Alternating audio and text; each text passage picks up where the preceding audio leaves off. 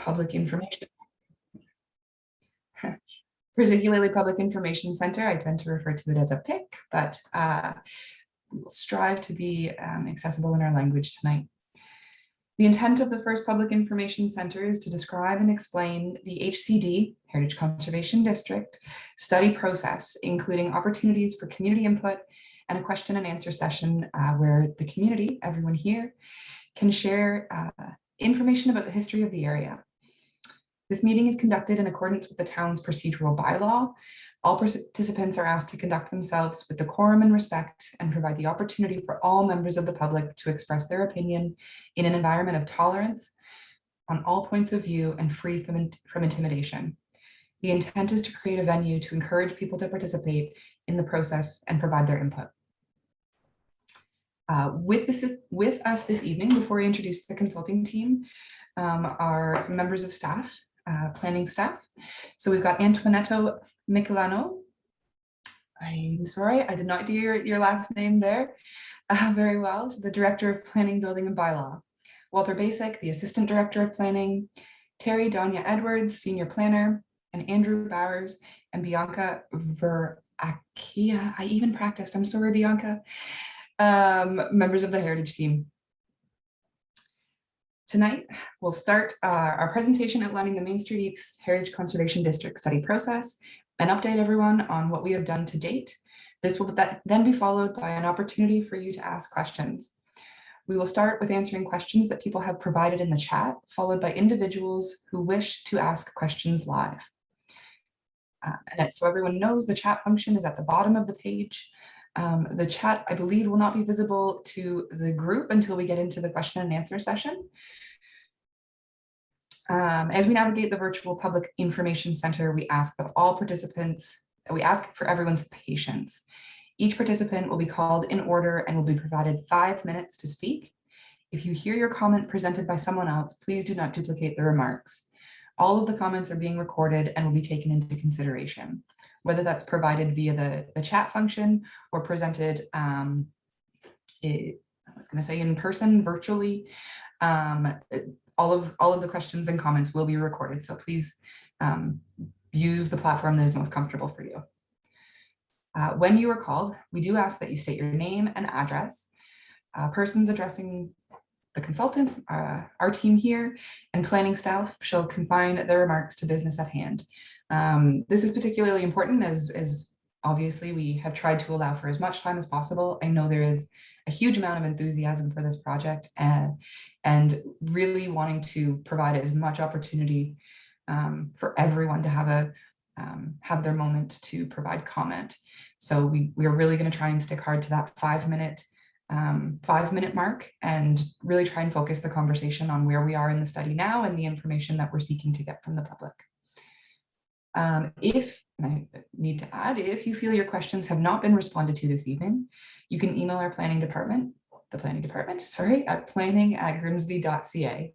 The last slide we have that we will leave up for the duration of the question and answer session will be include contact information, both for myself as well as planning staff.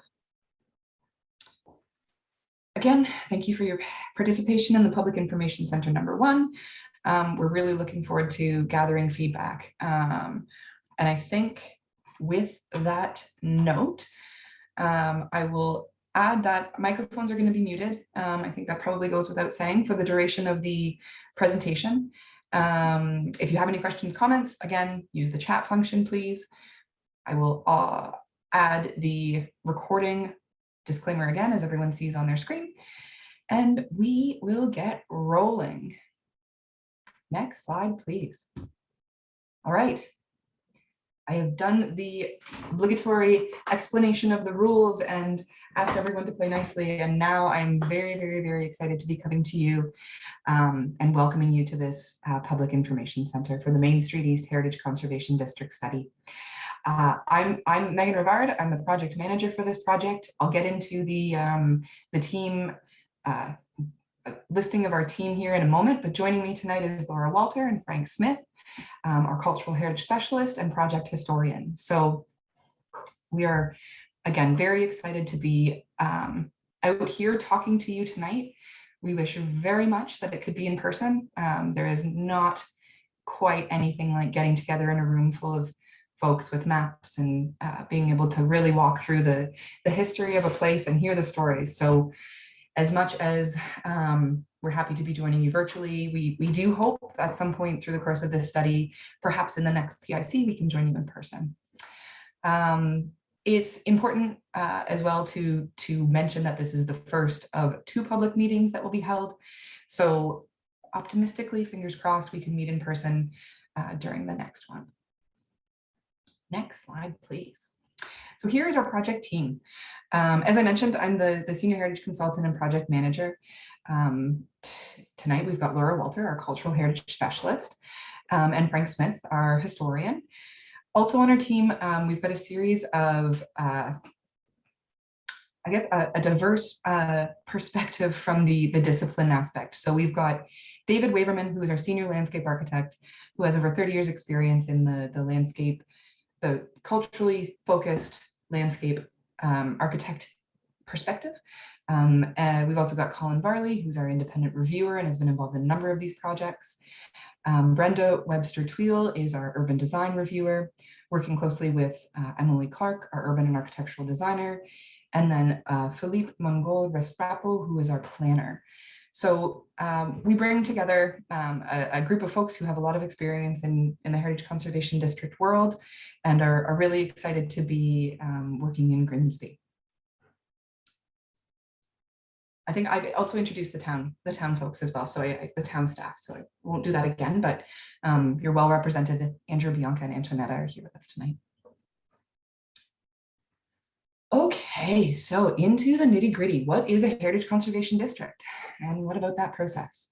So Heritage Conservation District plans at their core are change management tools.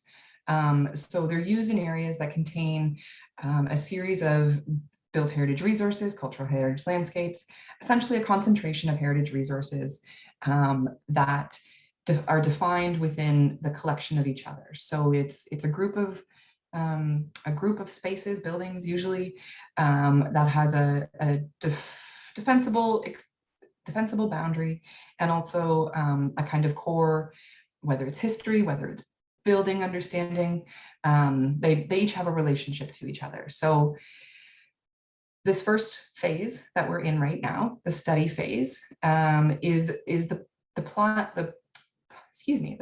of the study where we look to determine whether or not an area has merit for designation. It's important to know at this point, not all studies lead to plans. In fact, when you look at the legislation, there are requirements for the study, but the process that we're looking at here very specifically is to determine merit, not necessarily to lay out the plan or provide boundaries or look into any of the kind of specific planning tools that would come along with this Heritage Conservation District, more so to get in, look at the built resources that you have in your community and determine whether or not an HCD plan is merited, and also if it's the best planning tool to be used in the area. So it's legislatively protected under Part 5 of the Ontario Heritage Act, where a series of requirements are made, not only for public engagement, but also for the contents of the study and plan. Specifically, it's worth noting that only when the only trigger, for public consultation is actually at the plan stage. So that's the legislative piece that you've got to, you're required through the Ontario Heritage Act to do consultation for. Our approach has always been the more the better as far as consultation goes. It's really important. None of us are from Grimsby necessarily, but we do look to the local community to get an understanding of the history of the place and the importance of your heritage resources, whether they be landscapes or buildings. So we do go above and beyond on the public consultation side, and again, really look forward to the conversation that will follow this presentation.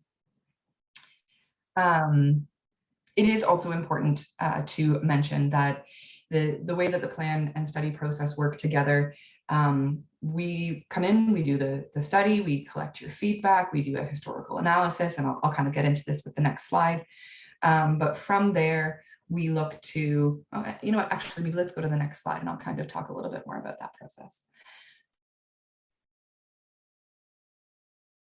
So as I think a good number of folk are probably aware, the request to consider the district is the first step here. So that was done by council. It might be a little bit misleading to call it designate the district, but I think it's to study the district. The council decision to proceed with the study was made. The Grimsby Heritage Committee was consulted, and we were retained to lead the study. So from there, we will be speaking to the Grimsby Heritage Committee, as well as the public more broadly, to determine the merits of the district.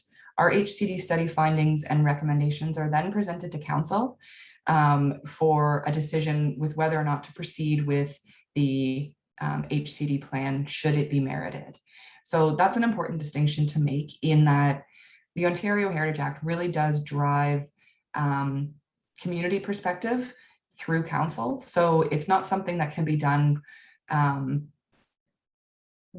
I mean, there are extra special circumstances where the province may step in, but at the district level, it's not something that can be done outside of the municipality. So this is something that really needs to be driven by the local perspective. So the decision with whether or not to pursue an HCD plan here, we will provide a report that speaks to some of the specifics about the best way to conserve heritage resources. And then council will make the ultimate decision as to whether or not to proceed with whatever the recommendations of this HCD study are. So by no means do we go into this with a baked idea of, here are the boundaries, here is the resource, here are the things that are important.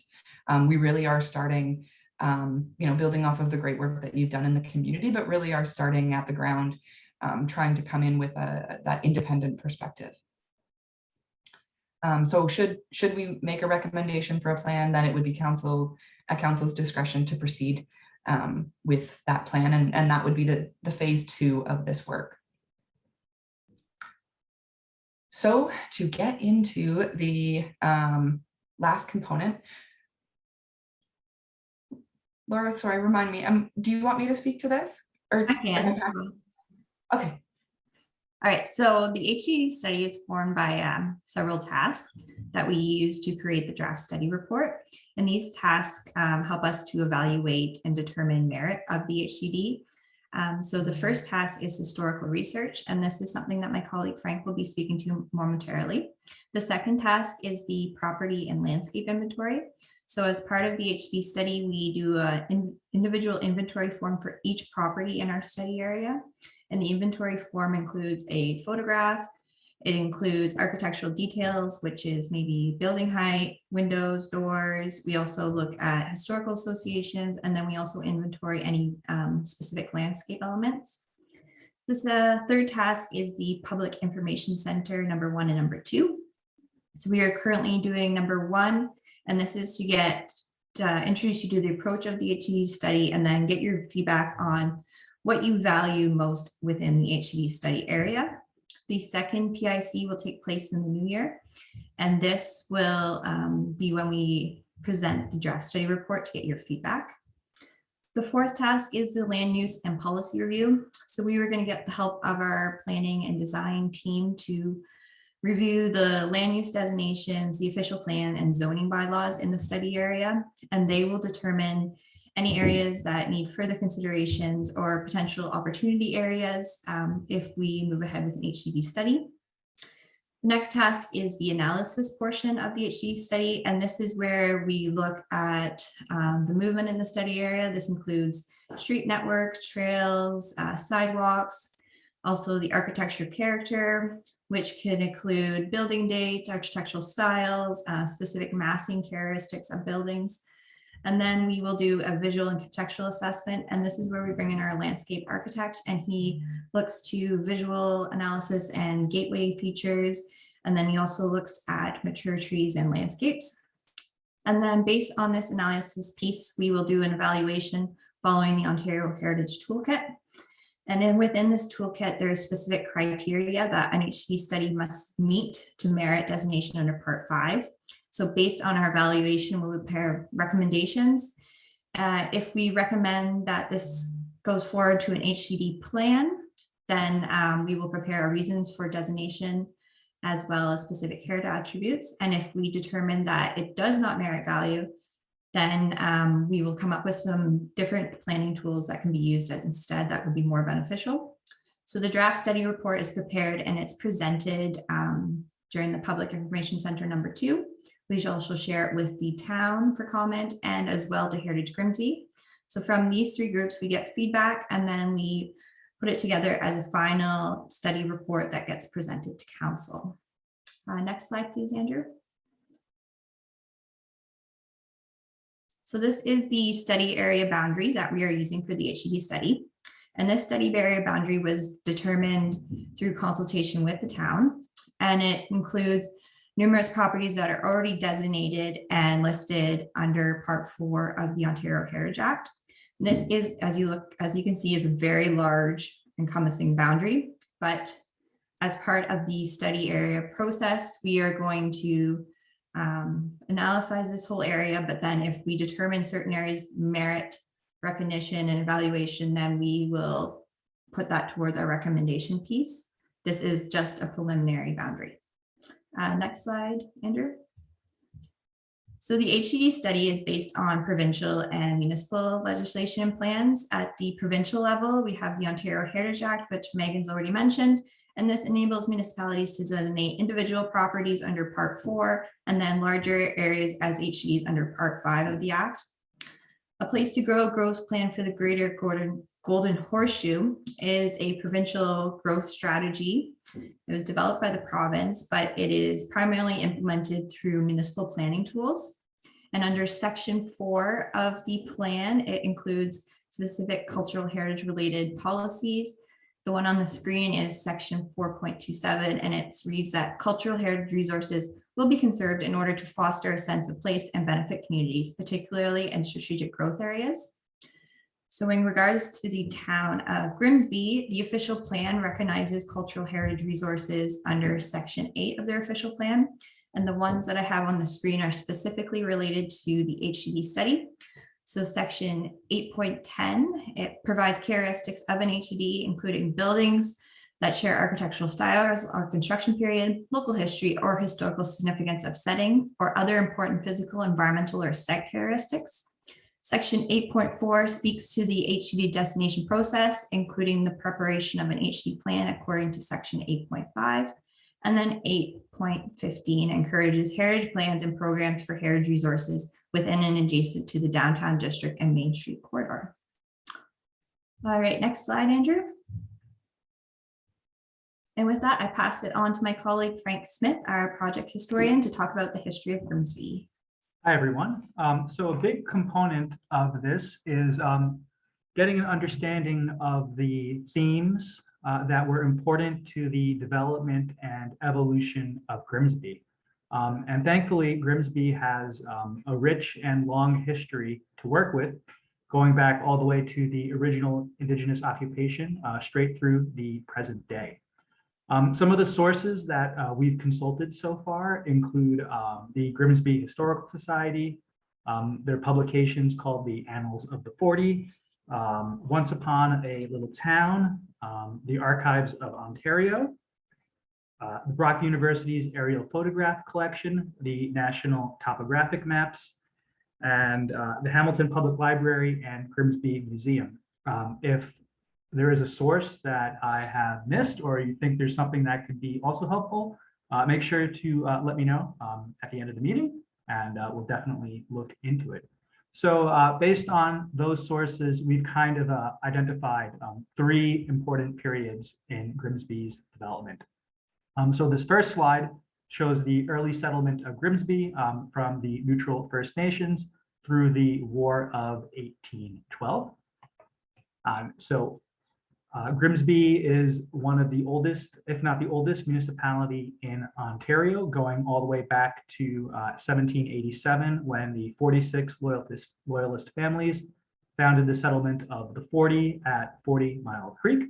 And it was an important site during the War of 1812, when the Americans retreated back to Niagara-on-the-Lake. after two British schooners intercepted their retreating party from Stony Creek. Next slide, please. The next important period, it really sets the development of Grimsby, modern Grimsby on course, is about 1816 to 1921.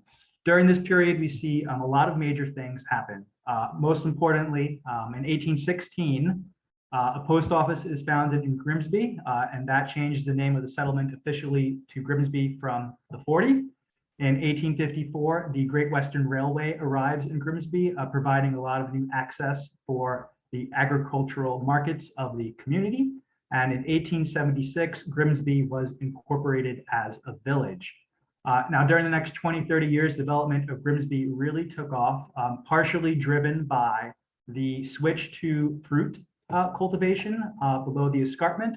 And in 1894, the Hamilton, Grimsby, and Beamsville Electric Railway was completed, which greatly reduced the travel time to Hamilton and made commuting to and from Grimsby easier, and also facilitated a big tourist trade in Grimsby during the early 20th century. And by 1911, there was almost 3,000 acres of orchards under cultivation in North Grimsby Township. Next slide, please. So from 1922 to the present, we enter into the modern period. And in that year, 1922, Grimsby switched its incorporation status from a village to a town and had a population of 2,004. In 1939, the Queen Elizabeth Way was built through the town, again, greatly improving access to Hamilton, Toronto, Niagara, Buffalo, and communities like that. And by 1951, the population of Grimsby was 2,773. Like many communities in Ontario in the post-Second World War period, Grimsby experienced dramatic growth during the 1950s and 1960s. In fact, the population of Grimsby increased 85% between 1951 and 1961.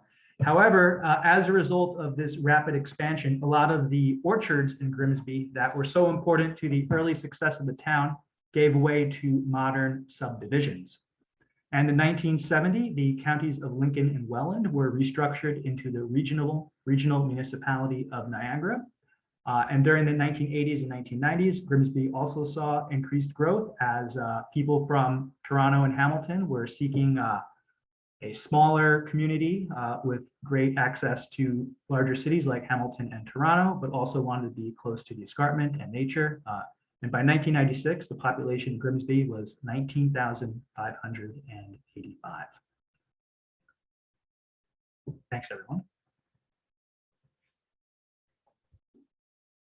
All right, so typically when we do these public information centers, we have tables set out with a whole bunch of maps, and we have the public come in and mark up areas where they think there are important built heritage resources, cultural heritage landscapes, significant views, landmarks, and gateways. As we are doing a virtual meeting, we are working right now on getting some kind of map together for you, whether that we're figuring out the medium, but we're working on getting that organized for you. And we are going to get your input on the following items on the screen, because these things are what help to us to form the analysis portion of our HCD study. All right, next slide, please. Megan, do you want to talk through the last couple slides? Thank you. Absolutely. Thanks, guys. So where are we? Why are we here talking to you?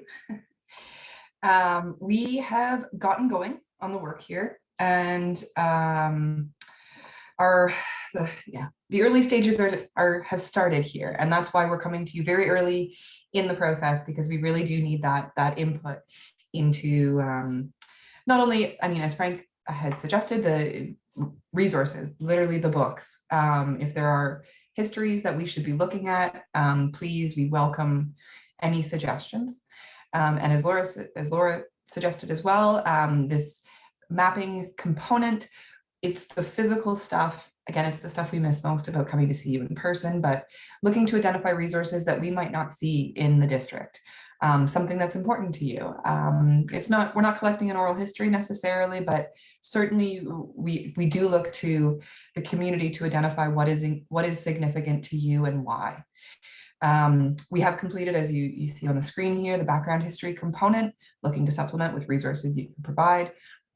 This is our introductory consultation piece.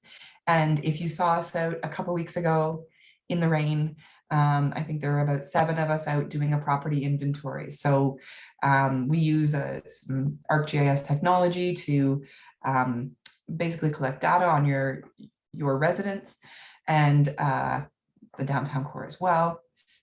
And we analyze that data to get a sense of what some of the themes may be, or building eras, building heights, this kind of material. So next steps from here is getting into the analysis piece. Once we hear from you, the community, about what spaces are important to you and why, kind of supplement some of that background history. We've started processing the inventory, which means essentially going through and providing the data that we will then move on to analyze. The policy and planning review is in its very early stages. We're going to be working on that throughout the next month or so. And then once we've got a draft plan ready, we'll come back to you. And that might be something, I imagine we're going to get really, again, leaving as much time as we can for the question component here. But that's when you'll see the findings of the study, the preliminary findings, of course, for your input. You'll see a little bit more of the kind of, we'll have something to present to you as opposed to just introducing ourselves. So that's the stage when we come back and would like your feedback about the results of the study and some of the analysis. And yeah, that'll be our next kind of conversation of sorts. Now, having said that, I'll go to the next slide here, which I believe has all of our contact information on it. And this is the best way. There's a few different mechanisms with which you can engage with this project. There, of course, is the good old-fashioned telephone. You're welcome to call. Our emails are provided on the screen as well, both myself and Andrew from the town. Probably the best point of updates is going to be the Let's Talk Grimsby Main Street HCD webpage. So you see the link here. Honestly, you can Google it, Grimsby HCD, and it'll bring up one of the selections on the Let's Talk page. So we do expect in the near future, probably within the next week or two, having an update on the mapping component. That's where I would really, we really are looking for input. That's the piece that we will take and kind of include in the inventory analysis that we're doing now. So that'll be an update, will be posted there, as well as through Grimsby's social media channels too. We do have everyone's information by virtue of registering for this public information center tonight, kind of like the way you used to sign in when you would come to one in person. So we will add everyone's email to a confidential email list and provide updates via email that way.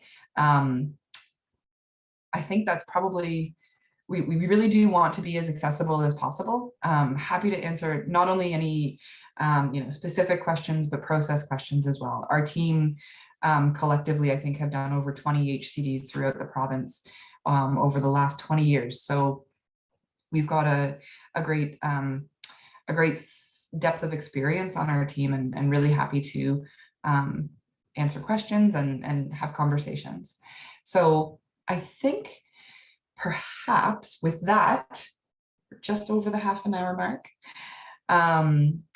if it's possible, I do see that we've got some questions in the chat function. So maybe we shall start there. And if you do have an interest in speaking, I think the hand raising, and this is where the technology, again, I'd rather be sharing like a little cookie and coffee with you, but the hand function I think should work. If not, enter a comment here and we'll kind of call on you that way. Excuse me. So I am just going to jump right into the questions here. And we can put up at the end as well, put up that maybe that last slide too, for some information, but for now you can see all of our faces. Starting in, I should ask folks from the town, I'm okay to just jump in here with the questions, I think. Yeah, Megan, that sounds great. Perfect. Oh, thank you, Andrew. Okay, so the first question that I see here, what percentage of area that you have studied have actually merited the status of heritage district? So I'm guessing from this question, and feel free to correct me, but if you're talking about in the past, like throughout the province, that's a great question. I don't know. I would say probably, I wouldn't want to speak for others. It's probably a pretty high percentage that have merited designation across the province. Now, that's just our involvement. We're one of a lot of firms that do this type of heritage consultation or HCD based work. So certainly I know from experience on heritage committees that not every area does merit designation. And just because it merits designation does not necessarily mean that a municipality will choose to proceed with that designation. I think more often than not, we have identified areas that may merit designation, and the town, in cases where it doesn't go through, it would be a decision by the community. Now, if you're speaking to what we've studied so far in Grimsby, we don't know yet. We're still early. So our inventory work has collected a large number of properties. I don't want to put Frank or Laura on the spot to say how many, but do you guys know off the top of your head? Yeah, I think we're 500 plus properties. Okay, Yeah, so we should add that this is a really large study area. We're used to working most of the time with smaller study areas. So it'll be something that we will fine tune as we go along. Yeah, exactly. So it's something that we look at collectively and then kind of adjust down from there. So I hope I got at that question. Oh, in Ontario. Daphne, I see your response. So yeah, I mean, that's a good question. I mean, me personally, we've refined study areas. I'd say about 75%, give or take. I know that's not a very precise question or precise answer, but it's definitely a process, right? So it's not something we go into a lot of detail on, or sorry, not a lot of detail on. It's not something that we consider provincially. We tend to look at the specific area. To the next question, will the meeting be accessible after this meeting?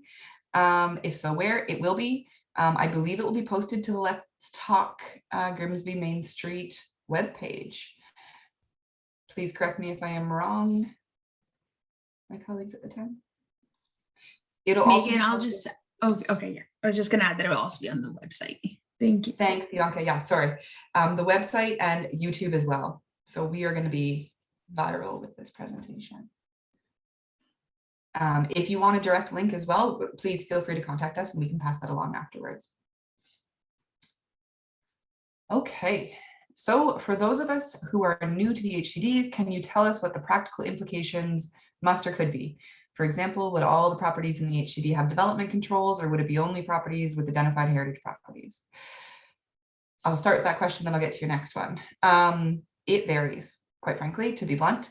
There is a huge level of huge range of practical implications. That's something that we really get into in the plan phase. So it's at this stage, again, the focus of the study is identifying the merits of the district. But just to talk about HCDs more generally, we have been involved in plans that have been very, very prescriptive, property based, and whether it's a small district or a large one. We've also been involved with plans that are very flexible. So it really depends on what the community interest is and what the community identifies as important. So if we do get to that plan stage, that's a conversation we have there. at that stage where we provide draft guidelines, you provide input, and the level of flexibility is really variable. As a principle, HCDs have what are called contributing and non-contributing properties. So generally speaking, those get at what you would consider the quote unquote heritage properties versus, say, a more modern building. Those would be the contributing versus non-contributing. We tend to write our plans so that contributing properties have their own set of guidelines and policies, and non-contributing properties do as well. It's not always a hard and fast rule, but it's the typical approach. So that would be where the kind of prescriptiveness would come in. Also, if there is a certain like subset of properties, whether it be commercial or park space, you might want to guide the plan around there. But again, that's all, it's a little premature to have that conversation, but suffice to say that the community input at that stage is really crucial so that the plan can reflect the needs not only of the heritage resources themselves, but also of the community and the diversity of the community as well, whether it be private property owners or commercial business owners, that kind of stuff. Okay, so the second part of that question is interest in hearing a landscape element to the study. What is involved with this? Specifically wondering about Carolinian forest, heritage green space, orchards, building setbacks from the road. So absolutely, the landscape component is something that we've got some pretty extensive experience with our colleague David Weaverman, as well as the project team too.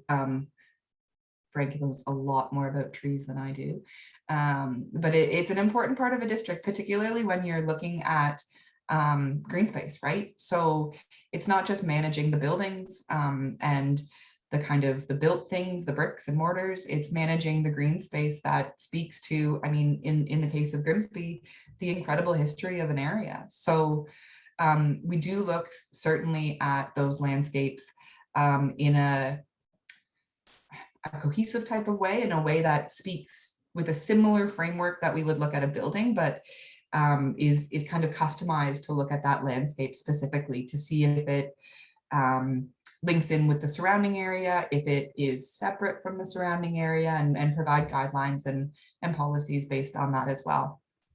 Right. So, sorry, Frank, go ahead. Yeah. I was just going to say, building off that, so we look at things like, are there mature trees on properties? Are they native trees? Are they trees that are unusual or particular to a certain area? We look at things like driveways, street lighting, like you mentioned in your question, setback. And so like Megan's saying, we take all those factors and say, does this create a cohesive streetscape and add to the sense of a distinct place that we find that so many HCDs do have. In terms of this study area in particular, it's almost all, probably with the exception of Centennial Park, a heavily built up and developed area. So I don't think we have too many orchards or Carolinian forest, but that would be something certainly that we would look at if it was in a study area.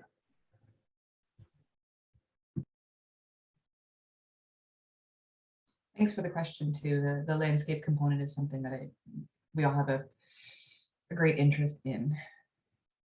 The next question relates to listing.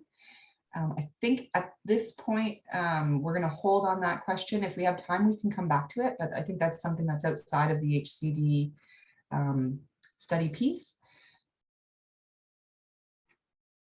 From there, we're going to do 2 more questions in the chat, and then we are going to go to our first live question. Oh, sorry, and you're right. I'm also just looking in the chat box here. So many means of input. It's wonderful. Okay, so the types of property data you collect, including sources of that data. Absolutely.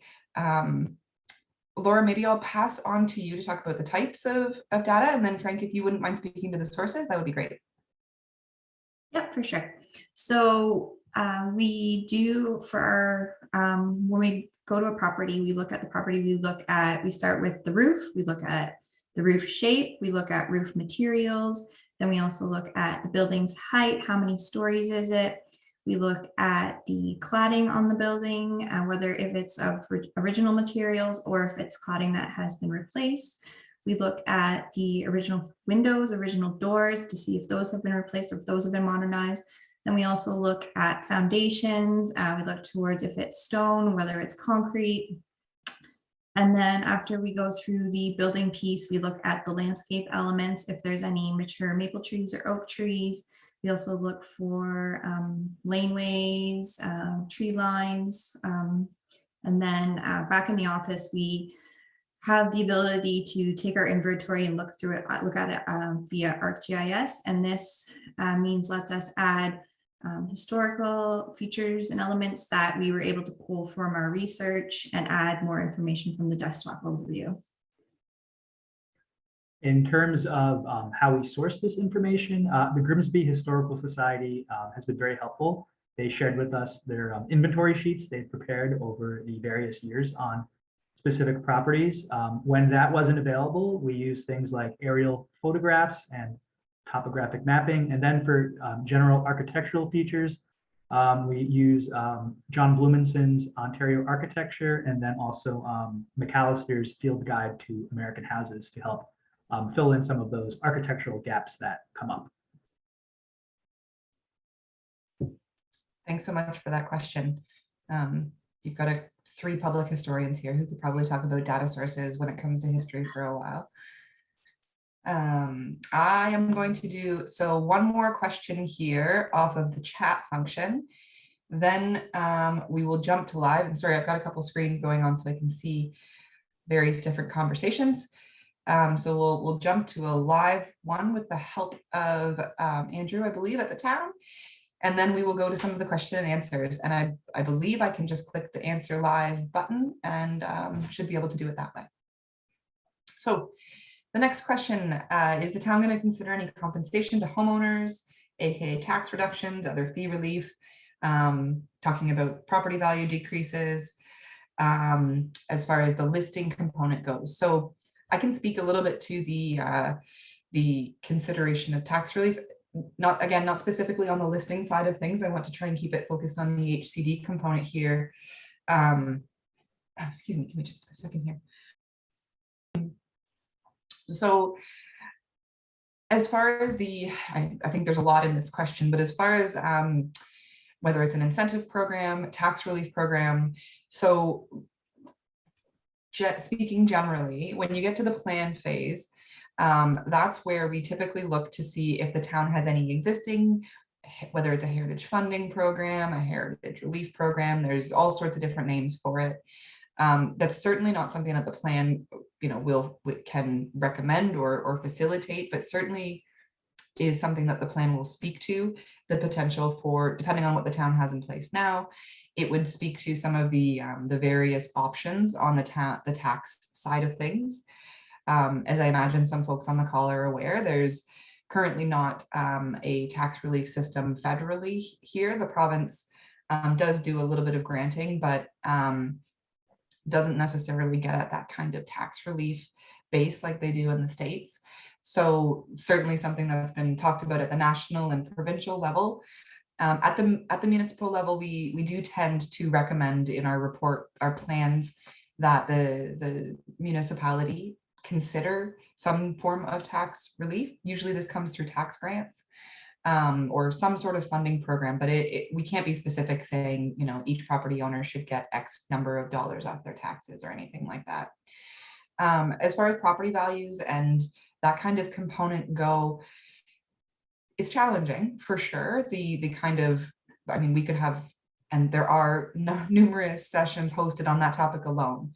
Where we look for a lot of our information is the Heritage Resources Center. They've done a number of studies on property values in the HCDs across the province. They've actually found them to go up. The data came out a few years ago. And I think what might be most helpful is if we provide links on the Let's Talk website to some of these resources. It's, property values are challenging. We've done work in Toronto. and also smaller municipalities. And it's certainly something that we hear a lot of concern about. When the empirical data is analyzed, it has shown that property values increase, but I certainly appreciate the concern aspect that goes along with it. I think a lot depends on the nature of the plan and the prescriptiveness around it. I will probably leave that question there and say that we'll provide some resources on the tax system, and then also property values through the Let's Talk website. Probably better than me standing up here gabbering on. I'll give you the source of the information. So from there, we will go to a live question. I'm not sure what button needs to be pressed to go to that live question. Megan, I have Wayne able to speak. Wayne Morgan. Can you hear me, Wayne? Yes. How did I show up on this? Pardon? How did I show up on this? I've been struggling to get to chat. I'm sorry. That's okay. So if you just go to the bottom, there's a bunch of things you can click. So there's participants, Q&A, polls, and chat. Yeah, I know, Okay. but they don't seem to work for me. I'm sorry. Okay, would you like to voice your comments, or you can also share an email with me after the meeting? I'll pass. Thank you. Okay, thank you, Wayne.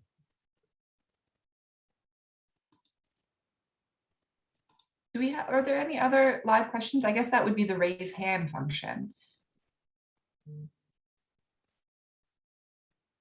Okay, we will keep going. There are no shortage of comments and questions here in the chat and the question and answer.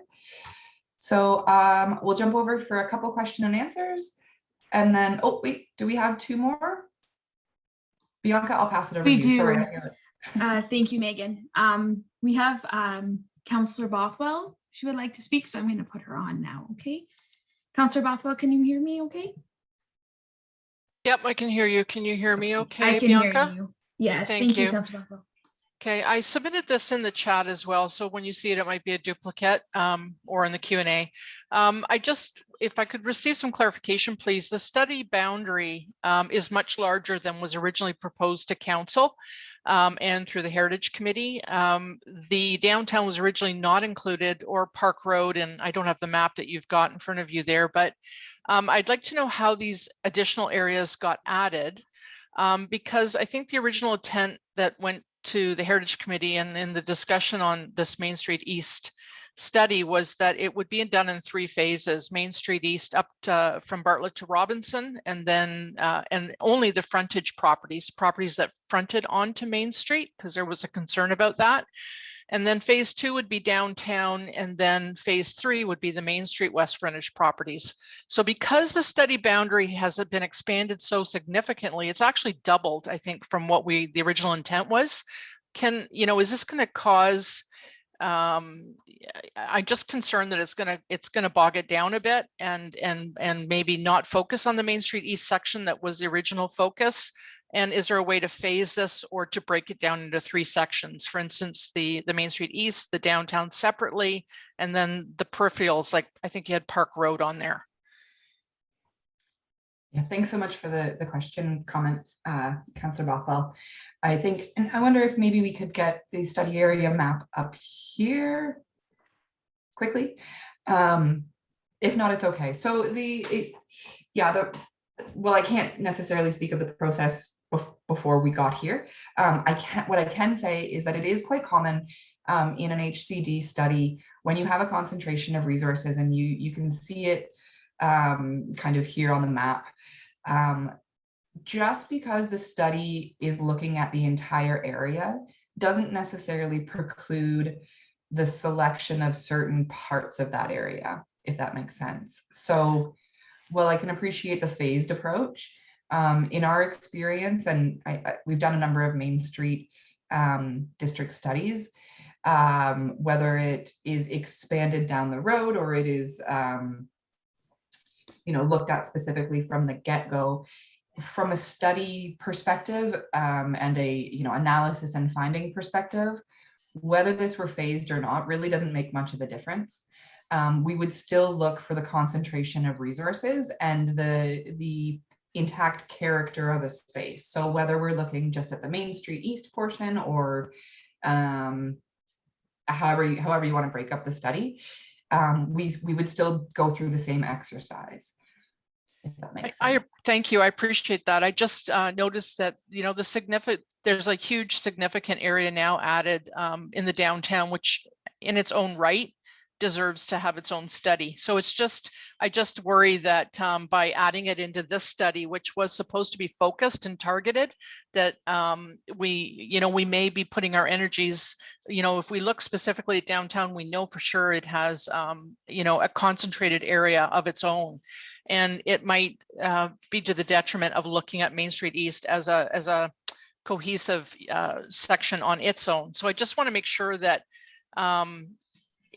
if there's a way as you go through the process, if you look at it, that it might end up being that you need to, I just want to know if it's possible that you need to separate them into separate areas.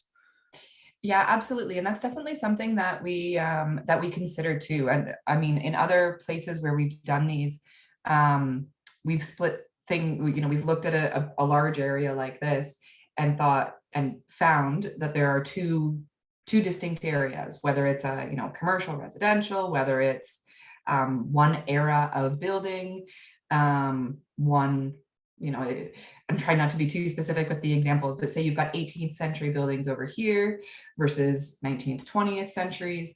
So just because the area is large does not necessarily mean we would not look to see if there's a concentration here, there, or otherwise. So we have come up with studies in the past where we've identified those character areas and provided either customized recommendations for that area, looking from a planning perspective, or independent districts in their own right. So certainly not something that's precluded as we look at a large area.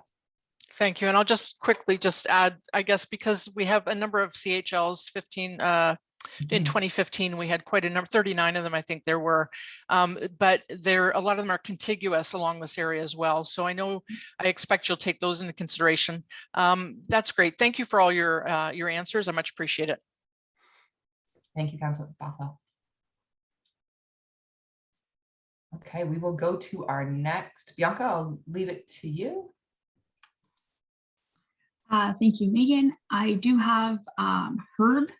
So I'm just going to let you speak, Herb, and then if we could just test your mic.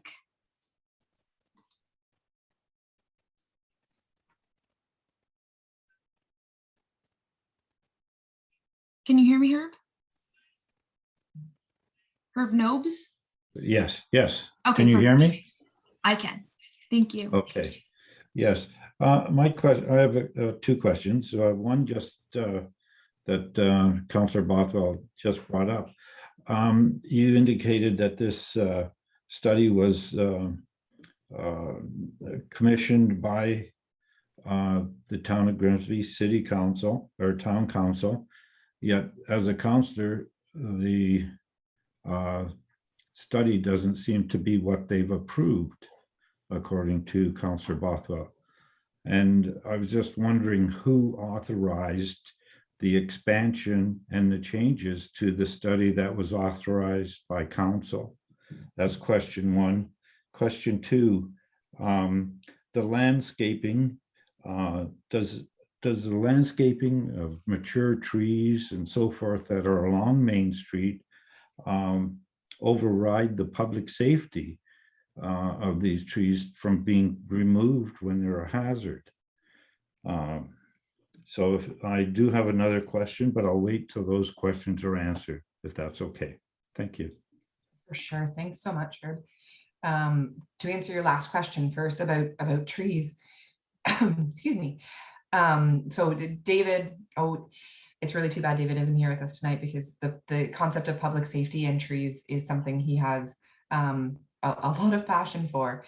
And in fact, David and I have given a few national conference presentations about historic trees and some of the challenges and opportunities that come along with them. So certainly in the landscaping realm, we do look for the plan to interact. I mean, obviously, public safety truly is, you know, as a company, it's our number one priority, but as humans and citizens, it also is very important. So by no means would the retention of an unsafe tree trump the heritage aspect. What an HCD study and plan look to do is instead to manage the tree in a way that is respectful of its heritage character, recognizing it is a living being as well.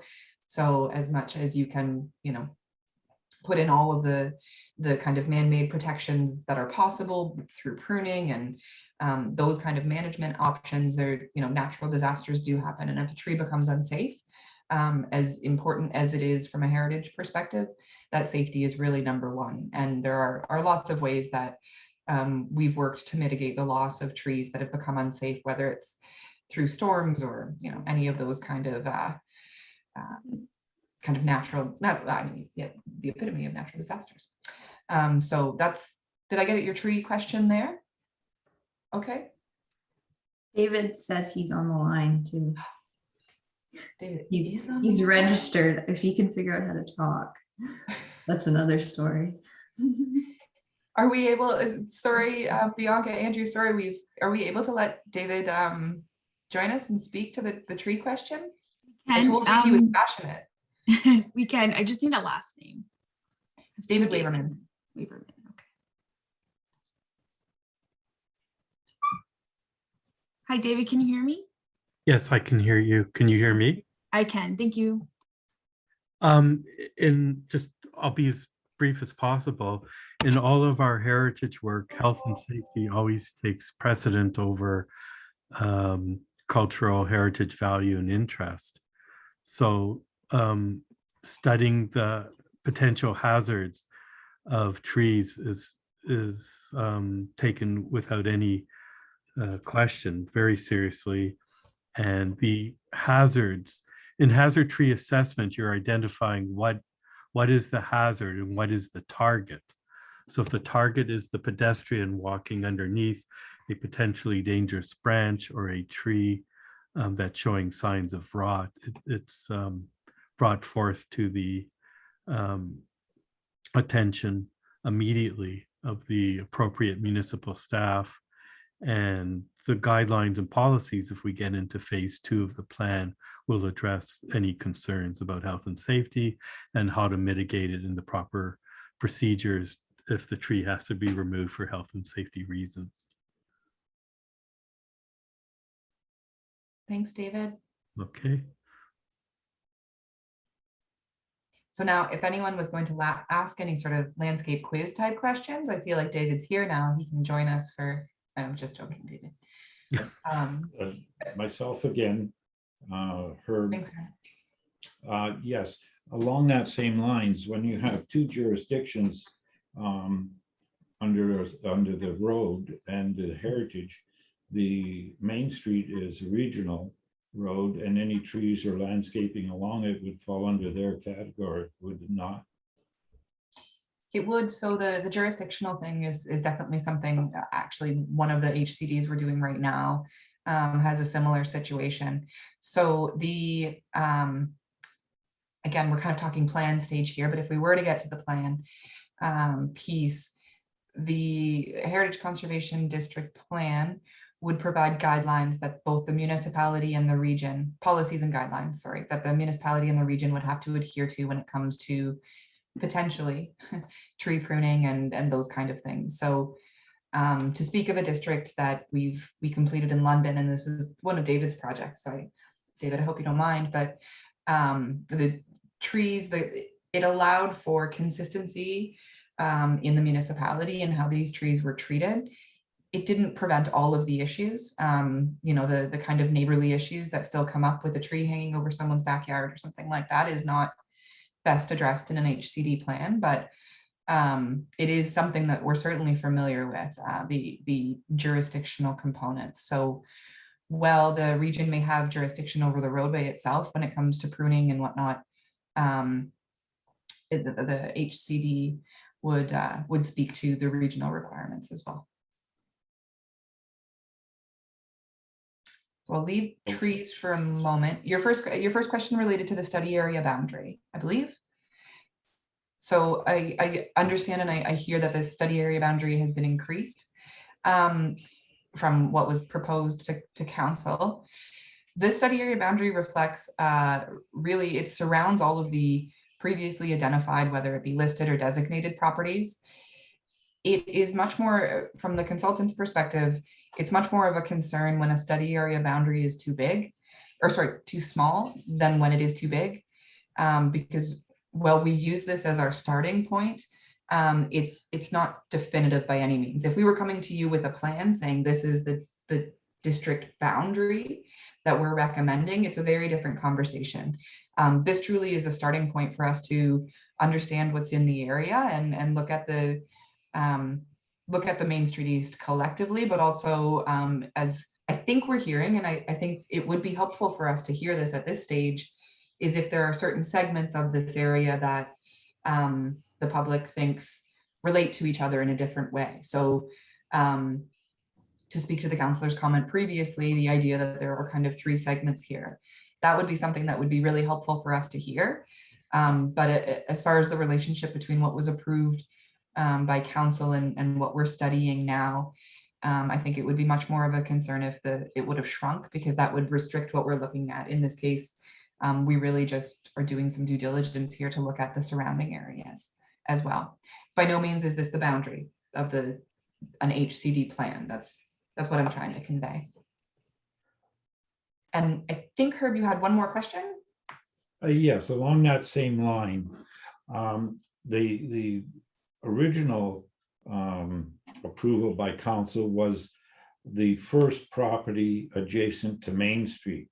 And in a lot of these cases, looking at the boundaries that are showing on the plan, some of them are second or third properties away from Main Street. And I was just wondering, why was that put in place where it was originally just the first property adjacent to Main Street?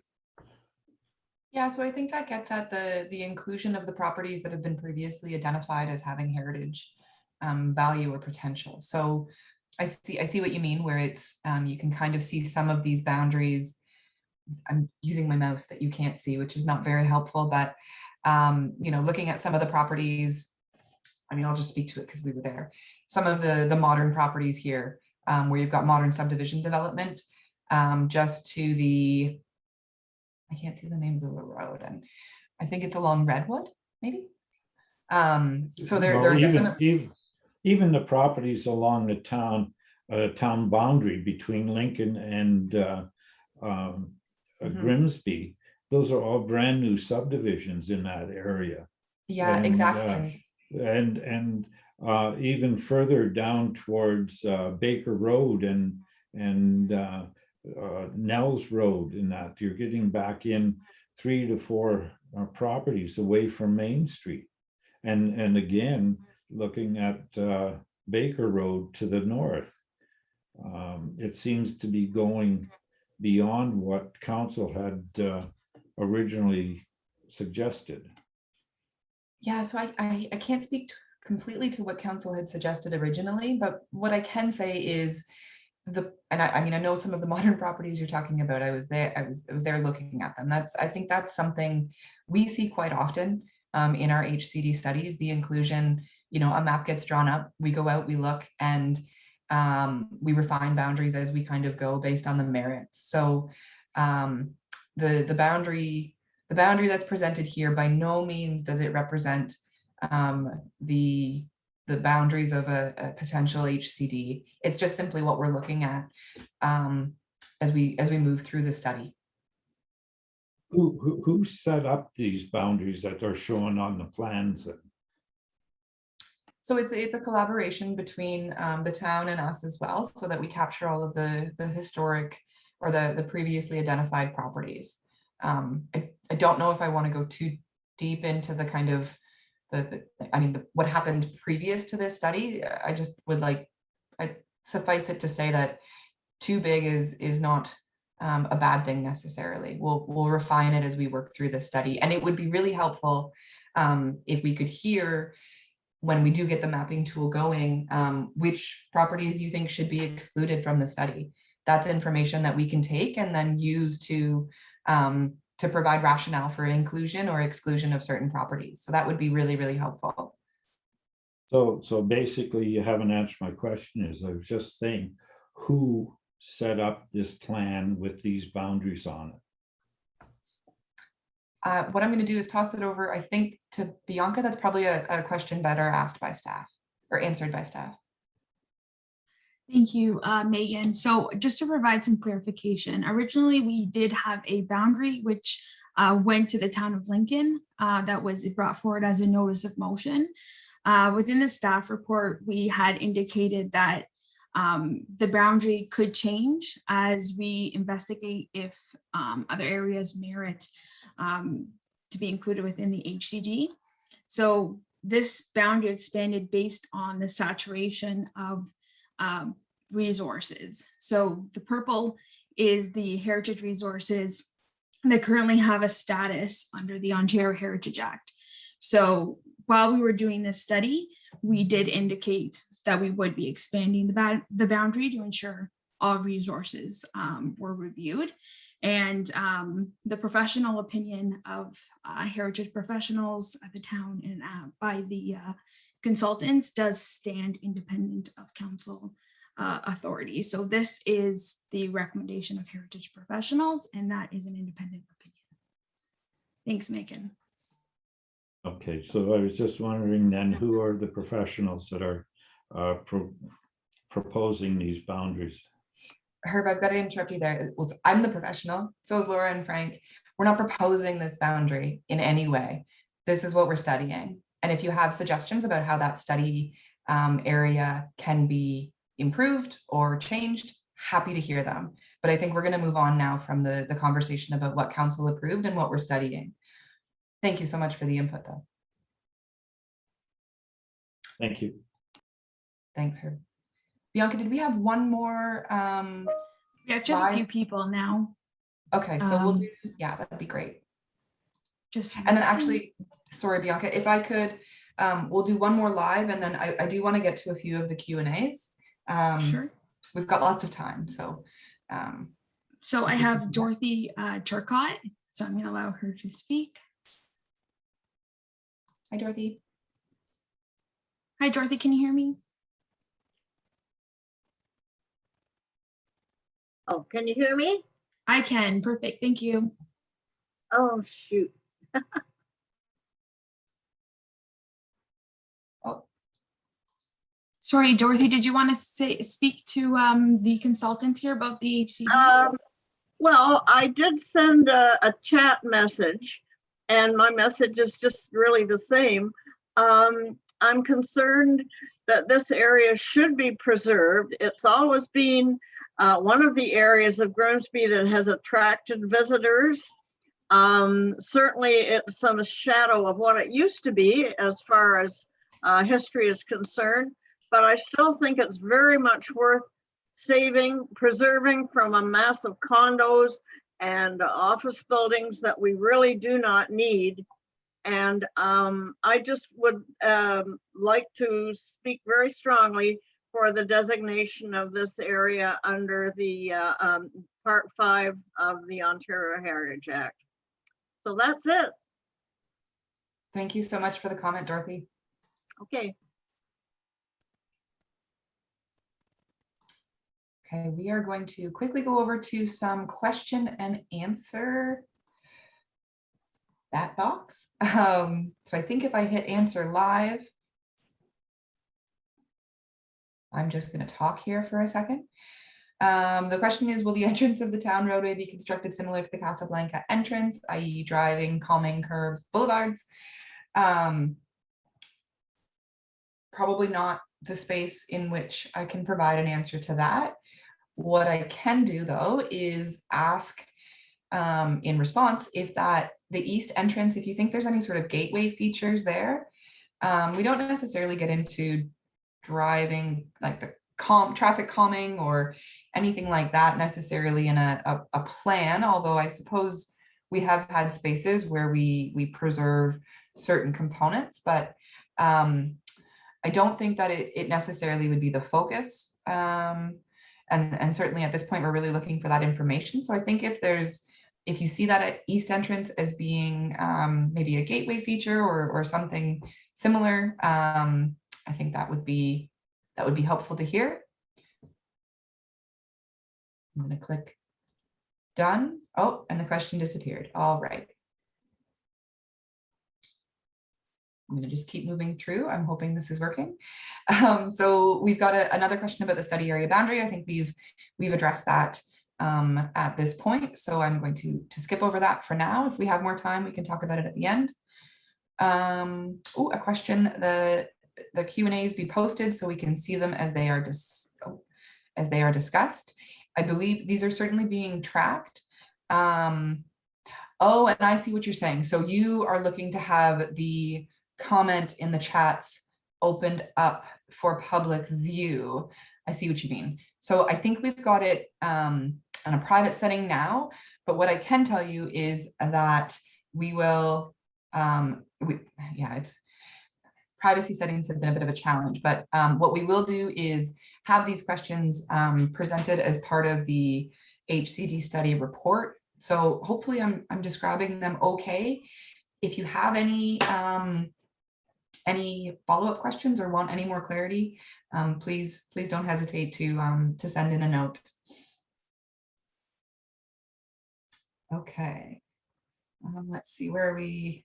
I'll fly through a couple more here. So what effects, if any, and my apologies, I'll make sure to read them here as well. What effects, if any, will a heritage designation have on the development and growth of the town? I think the simple answer to that is it really depends on the direction of the plan. Certainly something in the heritage sector, and I mean, our team does work kind of all over the place as far as physical location as well as different types of work. And something that the heritage industry more generally is really looking forward on and looking to manage is this kind of inherent conflict that seems to be baked in with preserving the past and freezing a place in time and not allowing for the growth or the the revitalization of downtown cores, just speaking generally.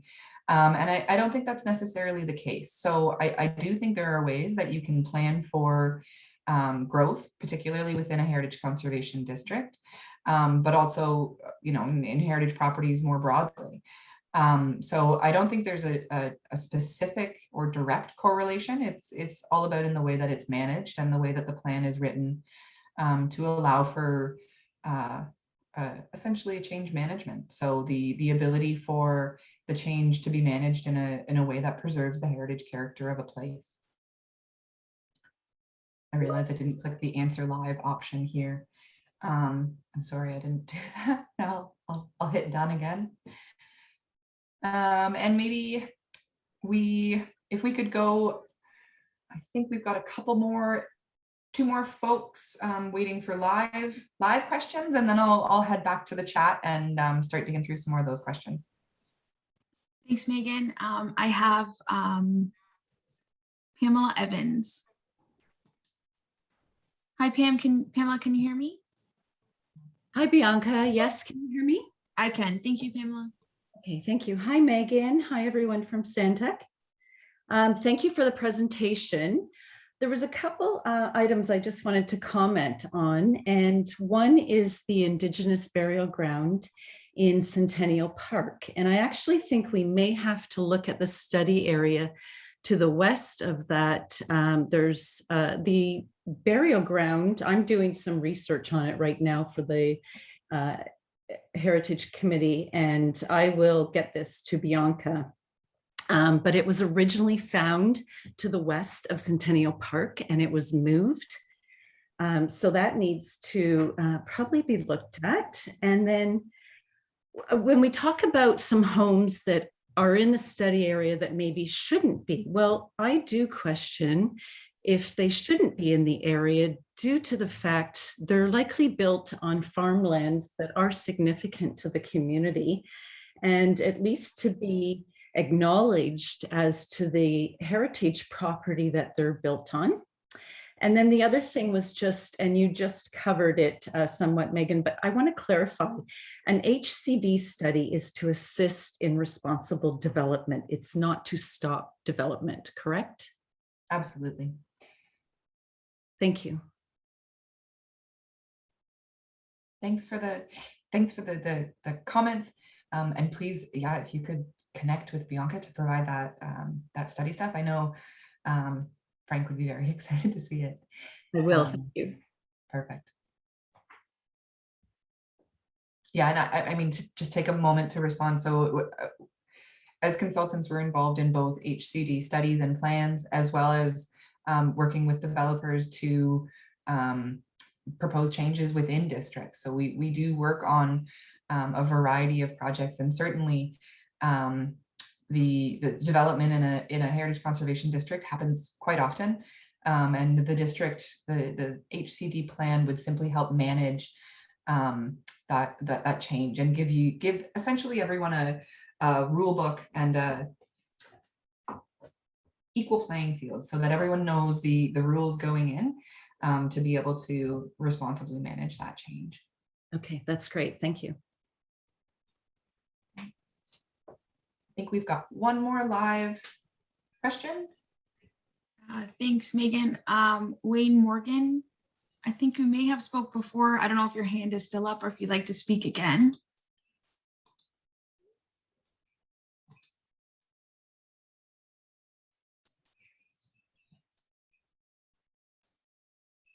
Don't think. Yeah, I think his hand might be up from before. Okay. Wayne, is there yeah. anything you wanted to ask? Okay. I am going to go back to the chat questions here. Got all the chat questions. Okay, so on the map, I'll read out the questions, and we'll go from there. And Laura and Frank, I'll probably tag you into some of these, so I don't just babble for the next couple hours. So actually, maybe Laura, do you want to take this question on the one about the map? Yeah, let me just pull the questions up so I can see them.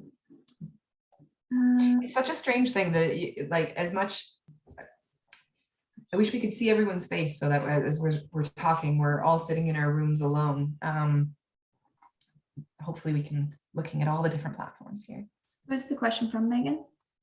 Robert Sharpelli from at 6:40. I don't see that one. Okay, I'll read it out. Can you read it for me? So on the map, you showed one of the earlier slides. I think this is the one that we've got up right now. The legend stated the purple meant property was already designated. And this participant's wondering their house is on the heritage list. So if you could just explain the legend, that would be. Yeah, so it shouldn't read heritage designation. It's just the heritage register properties. It's not properties that are specifically designated. We just included the city, the town provided their heritage register, and our GIS put together the parcel highlighting. So it should just be properties that are on the heritage register, not that it is designated or listed. Thanks, Laura. The next question.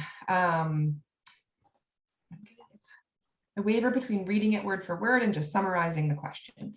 But in this case, I think the author would be okay if I summarized it. The question is, what is the bottom line for businesses along Main Street? Questions about forcing them to alter their appearance, take from what they've established. When is this set to start? How long will this take? Or is it just a study for now? Will you be visiting every business affected and are open to working with them? Great question.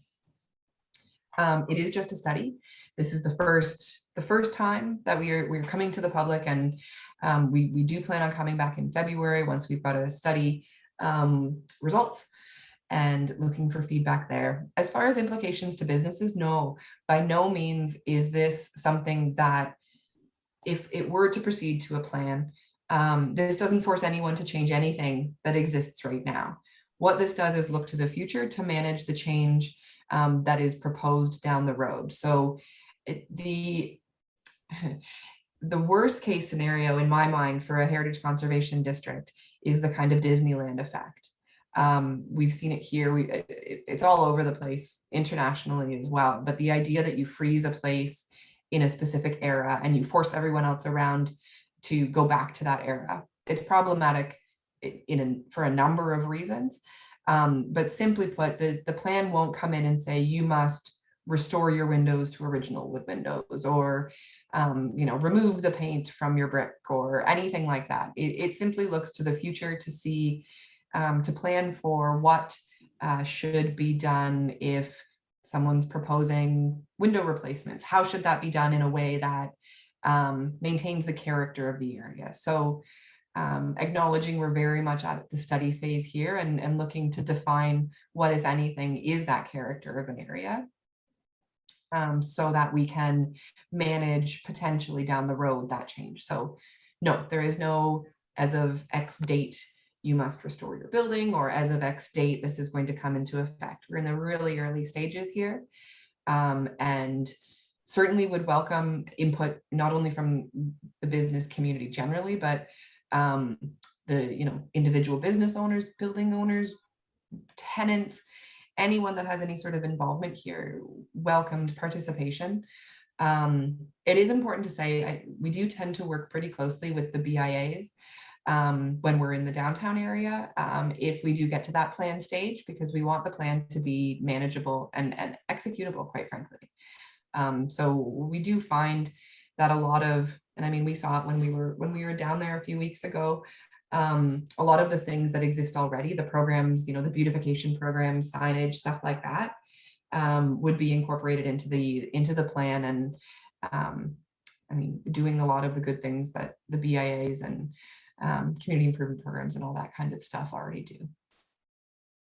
Thanks for the question.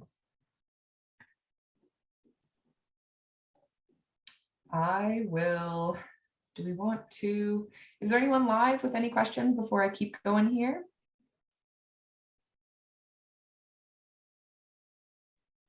All right, I see a bunch of Q&As and I'm just going to kind of bounce back and forth.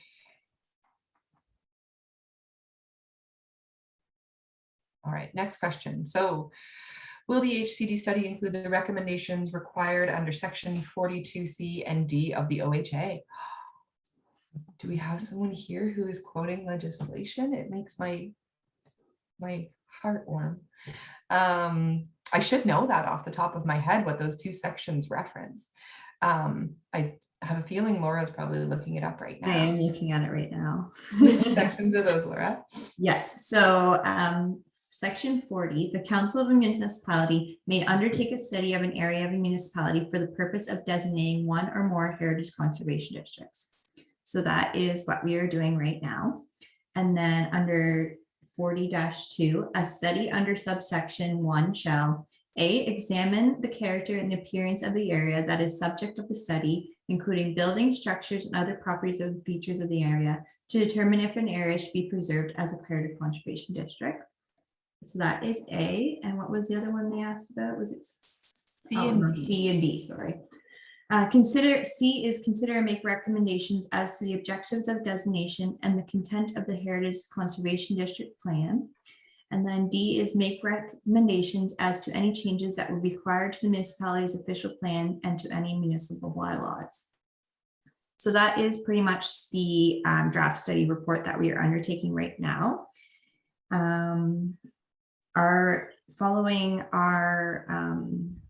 Doing all our character analysis, we will do the evaluation, which from that we will be able to get the recommendations, and that we can provide the objectives as to whether or not it meets designation. And then in regards to the official plan and municipal bylaws, that is a later stage, depending on what we recommend in our draft study. Thanks, Laura. You're welcome. I love the policy quotes. Truly. Frickin' Laura, no, I get a little excited about that stuff. Okay, so next question. How can you do a detailed inspection of my house without going on my property? Great question. I'm going to toss this one to Frank because he does so many property inspections for us. I have a feeling I was gonna get that. Yeah, so what we do is from the public right of way, which is usually always the sidewalk, or in some cases in Grimsby, the street. We focus on the front facade of the house, so what we can see. And then we take notes and observations about, like Laura said earlier, the roof, cladding, foundation. And we recognize that sometimes we can't see a foundation, or it might be hard to make a detail out. In that case, we kind of have two recourses.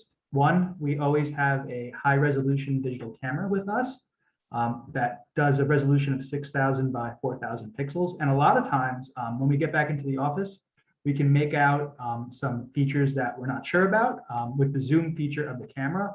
And then other times we fully admit that some things are obscured or just not visible, and we note that when we get back. And that's just one of the properties that sometimes we don't have all the answers for. So I hope that helps to clarify what we're looking for, how we do it, and how we address any discrepancies. Thanks, Frank. Also on that front, only certain things out of the inventory we use for the character analysis piece. So specifics like foundation and stuff that are a little harder to see and determine, these go on the inventory forms, but these are internal and these are used by the town and the Heritage Committee later on, just in case if these properties come forward for anything else, they can see what changes, what we saw in the field in 2021, and if any changes have happened since then. Yeah, so we did have a chance to meet a number of folks when we were out doing our inventories. It's always an odd. We've spent a lot of between Laura, Frank, and I. We've inventoried thousands and thousands of places, whether it's for an EA study or an environmental assessment study or an HCD, and it's always a strange experience walking around with a camera. But we do recognize folks' privacy, and we don't publish photos with people in them, and we do try to be as respectful as possible of the folks' space. Hopefully that got at your question. The next question that I might actually, Frank, I'll probably toss this one to you again. Will we be considering Indigenous history of the area, specifically Main Street being an original Indigenous trail? Yes, so our background research, we did find out right away that Main Street East was originally part of that wider Indigenous trail along the lakeshore. And I think if the study does go to the plan phase, finding ways to interpret and commemorate the Indigenous role of the area would certainly be something that we look into doing and helping to promote within the wider community. Thanks, Frank. Actually, the question afterwards kind of gets at that concept too. The comment is regarding the rationale for subdividing the HCD. So properties fronting Main Street East from the Iroquois Trail to Robinson are the first priority from this person's perspective. The second priority would be the downtown between Mountain, Christie, and Robinson. Third priority is Park Road. So that kind of comment is really helpful. If you have any, please contribute them to the chat. Follow the Let's Talk page for opportunities to look at mapping, and then also feel free to provide them via email too. We're collecting them all.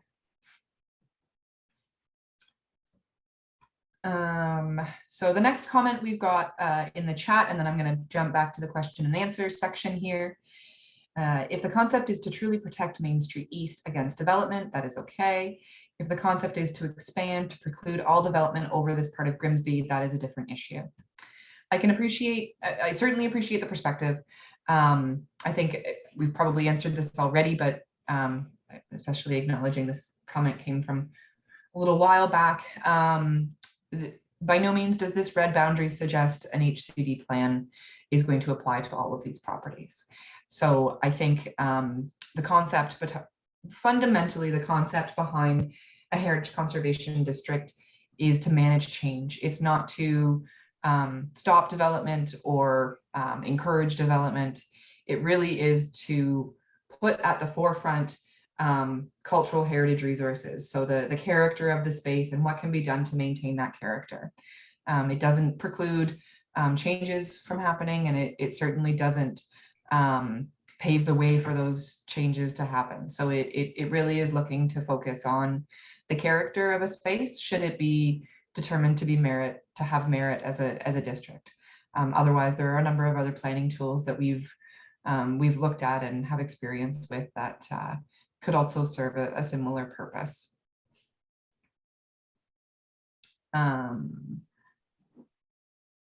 I think the next, oh, sorry, no, I did commit to the question and answer. What will the impact of the new high school in Beamsville Grimsby border affect the roadway from the school to Barlett? Today, there are no curbs or turning lanes. Oh, I'm gonna click answer live. I'm not sure we can answer that question.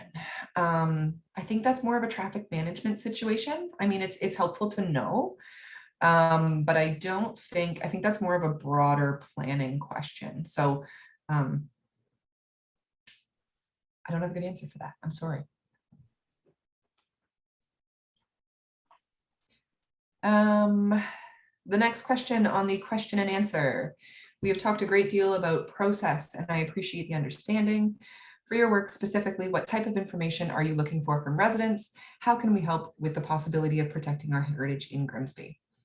We are looking for all the information. No, we're looking for feedback about specific spaces in this area. So as Laura suggested, we usually do this on a big map in public together.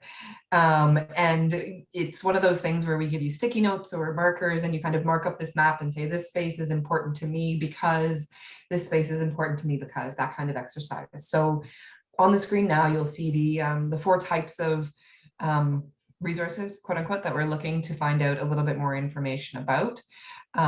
Any information that you can provide on any specific, buildings, landscapes, public realm, views are something we really do.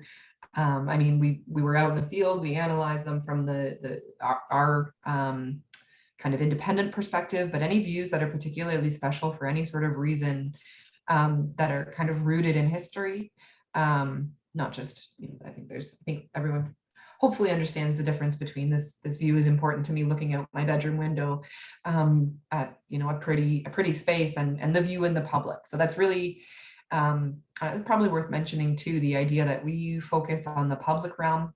The HCD process is really looked at from that public perspective. So really focusing on what can be experienced by the general public. It kind of gets to Frank and Laura's response to how we can take an inventory without going on private property. We really do focus on the experience of the public, as well as the kind of, it needs to be important to residents and tourists alike. So it's not just a specific viewpoint that we're looking for, but we do look to the community to kind of help guide us through what is important to members of the community. So landmarks and gateways too. Landmarks in particular is something that, I mean, it's prescribed under the Ontario Heritage Act as a criteria for determining cultural heritage value, but it really is something that we drive through the community, because we need to hear what's important to you. A landmark is not necessarily going to be apparent to us as visitors. So I guess that's the specific type of information that we are looking for, and hopefully you'll hear soon about the mapping update, whether it's whatever format that takes. We will have an update soon on that, and hope to come through the Let's Talk Grimsby page and also the social media channels. And again, feel free to reach out. I have to reopen the chat here. Okay. Megan, I was just going to add, we do have someone with their hand up if you would like to take it. That'd be great. Thanks, Bianca. Hi, Carl. Can you hear me?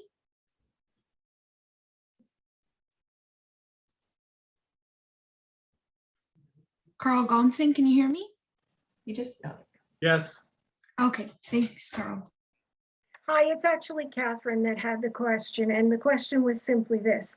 I've heard a lot so far from your architect about architectural elements of potential heritage buildings along Main Street East. I just want to say there's also the contextual heritage, the heritage of the families that were possibly the original Crown land grant holders after the Indigenous aspect of the whole thing, and hope that's being looked at too. Thanks. thank you for the comment. Absolutely. I should say too, I'm not an architect.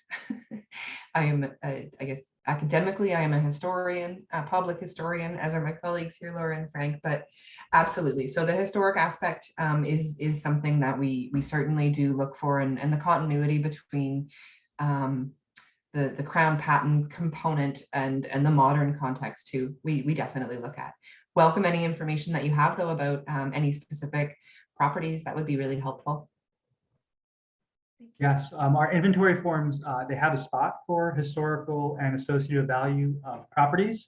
The inventory sheets that the Grimsby Historical Society worked on in the 90s on Main Street have been very helpful for filling in a lot of that information about some of the structures that are associated with prominent and important longstanding families in the community.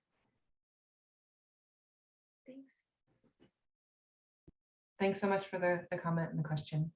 And as an aside, I mean, the history of Grimsby is, I mean, it's fascinating. It's got a very long history all the way through from Indigenous communities as well. So it's definitely at the forefront.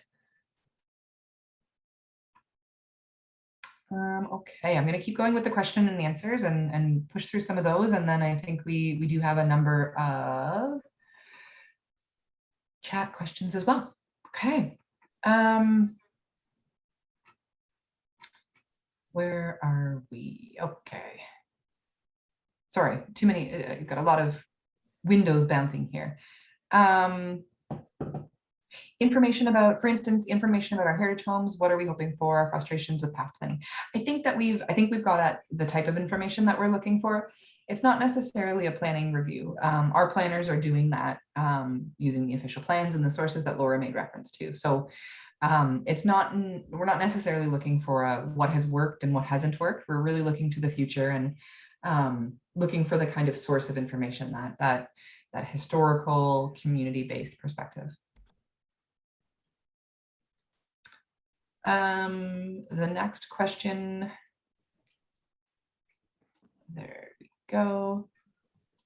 I think this one might have already been addressed as well.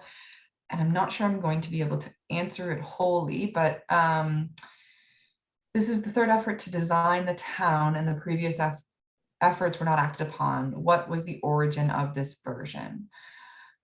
I am going to guess, I'm going to look in the chat. No, I'm going to guess that relates to the origin of the HCD study itself. My answer would be, I suppose, a council process, but I might look, I don't know if Antoinetta, Bianca, if you could speak a little bit about the process of how we got here. Sure, I'm happy to speak to it. So this had initially started at the Heritage Grimsby Advisory Committee, where we had looked at prioritizing a study around some of the original staff initiated culture heritage landscapes within the town. And it was shortlisted to 3 different ones. And then they had selected to do Main Street East as a culture heritage landscape. And then we received a notice of motion to move forward with a heritage conservation district instead of the culture heritage landscape.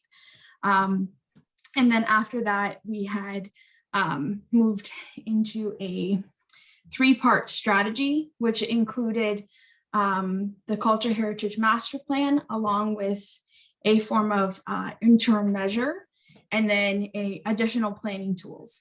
And so Some of the interim measures was our recent update to the Heritage Register, which included 140 properties, many of which were along Main Street East. And then the additional planning tools will be coming later. The HCD, though, is a part of a 3-part strategy. Thanks, Megan. Thanks, Bianca. Okay. Let's see, I'm going to keep going with the question and answers and close off some of those and then come back to the chat. I just want to make sure, yeah, that I've gotten to everyone here. Okay. So I see one here about, I'm sorry, I don't have my clock here. 7/18, this current comment. We need to consider the retention of original fruit barns in town that exist. There are very few that remain and need to be part of architectural inventory. Please include. Absolutely.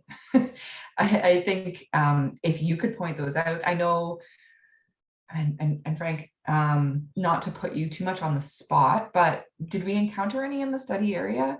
I know that they're on the register. Yes, we did see several along Main Street East. I remember one in particular, it was right by the school by Centennial Park. So yes, when we saw them, we definitely noted them and individually photographed them, and they will be noted and a component of the inventory that we put together. But like Megan said, you know, if you know of any ones that were tucked away and maybe we can't see them from the street, let us know about them so we can get them properly documented and inventoried. Thanks, Frank. Yeah, it's one of our favorite parts about doing work throughout the province. The local, I mean, that is a Grimsby thing. That is awesome. Okay, next question. Is it possible to get a copy of the study process, including detailed analysis that will be undertaken? It will be easier to digest the draft report and understand what you will be relying on to make your study recommendation. Absolutely. So that will be, I mean, to be blunt, our study report is, it's a draft with a title page. No, I joke. We will absolutely release the study, the preliminary draft, to the public for review and comment. It's part of the process that, I mean, we value incredibly. So we're not there yet. We're still doing the inventory and working through that component, collecting all the planning studies. So when it's available, absolutely, it will be released. Keep an eye out. The next PIC in February, that will be the topic of discussion. So we'll be releasing it in advance of that. So yeah, looking forward to comments and feedback there. Then we can get into all the legislative policy quoting components that I always enjoy. Okay, a couple more questions in the question and answer. The time frame of the study. When is the final deliverable estimated to be provided to council? That's great. So we are coming back with and Laura, correct me if I'm wrong here, but February is the next PIC. We'll have a preliminary draft previous to that. Yeah. And then I think looking towards the spring for a spring for a final draft. Yes, we're looking at April right now. Okay. And it's worth noting at the beginning of a study, I mean, that's the approach. Things can evolve from there. So we will be consulting with Heritage Grimsby and looking to, you know, take in everyone's comments from this meeting and future sessions as well. So yeah, looking to an April-May council presentation, potentially. Okay, the east entrance of Grimsby has no visual excitement. Is there any consideration to make this inviting as the west entrance is today? Yeah, I think this gets to a certain extent at your gateway question earlier. HCD plans, they don't necessarily, and again, looking towards the plan phase, they don't necessarily prescribe what has to be done, more so how things could be managed. So definitely we've left space in previous plans for the improvement program, community improvement programs, things like that. It's a great comment to have. I think we'll probably note it. I'm not sure there's much we can do to kind of prescribe it, though. That would be something I think more for whether it's transportation, parks and rec, someone at the town, but duly noted comment nonetheless. Okay. Oh, perfect. Joanna, I see your comment now. Number on Main Street. Thank you very much. Please keep an eye on for the mapping component that we're looking to produce. That will, I think, probably be your best bet. I think I do see a couple more in the question and answer. I feel like you guys are jumping from the chat. That's wonderful. I love the enthusiasm. I'll answer these last two, then I will jump back over to the chat. Okay, draft report will contain the process followed. Oh, the question was, can we get a copy of what you will do now, including detailed analysis that will be undertaking, so we can understand what you intend to do? I'm not sure that I understand the question. So we're completing the study. So we'll be completing it based on the Ontario Heritage Toolkit. And we can send a link to like a general format of what we are going to be concluding, but we can't provide any details until we do the draft, which would be in January. Yeah, I think that's probably the best. If you're familiar with the toolkit, we can add it to the Let's Talk website as well. You can also, it's an easy Google Heritage Toolkit HCD, and that'll kind of provide you the process that we're following here. There are also, I mean, there are flow charts and there are kind of those kind of pieces that do look at the components. Maybe if we go back, could we go back to the study approach slide that we had? I think it's a couple prior to this. That'll give you the gist. I know you want the details.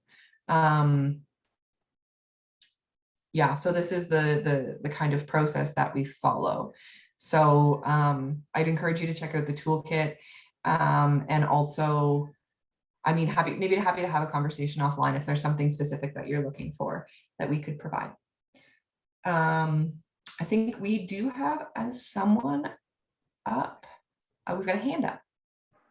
Megan, yes, we have Robert.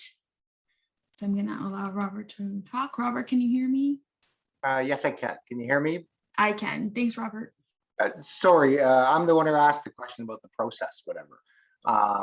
Thanks, Robert. Because I'm trying to get understanding. You're going to follow, you submitted a proposal to the town that said, this is what we're going to do. And these are the things, the work tasks we're going to do to come up with a draft report. I just wanted to know, could we get a copy of that now? I'm a little unfamiliar with the process. And the reason why I asked it is, you know, in the draft report, you're going to do an analysis. It sounds to me like it's a lot of inventory work, but then you're going to make recommendations. So I wanted to just have an appreciation prior to reading the draft of what type of analysis you're going to do to come up with your recommendations.